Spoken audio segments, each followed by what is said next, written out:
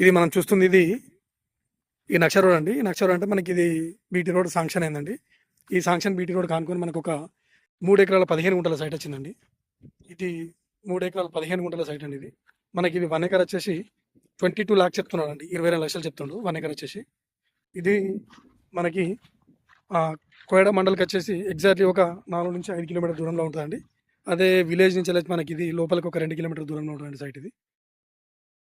ఇది plain land అండి. చుట్టూ మనకి దీని పక్కన పచ్చడి పొలాలు ఉన్నాయండి. మంచి మొత్తం వరి పొలాలే. ఈ చుట్టూ మొత్తం వరి పొలాలే అండి. ఇది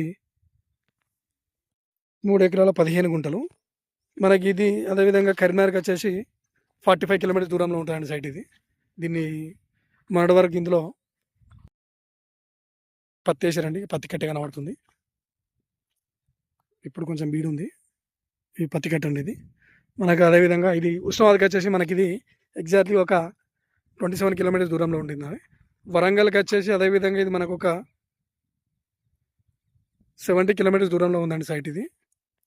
మంచి సైట్ అండి ఇది. మనకి ఎట్లా అంటే ఇది కొంచెం హైట్ మీద ఉందండి సైట్ ఇది.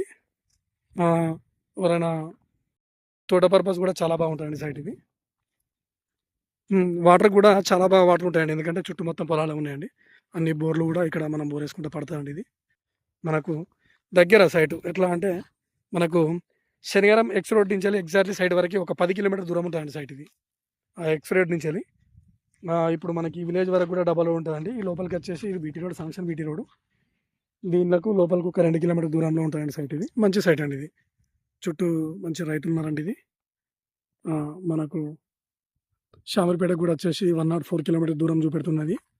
104 ఉంటుందండి. ఇది మంచి ప్లేన్ ల్యాండ్.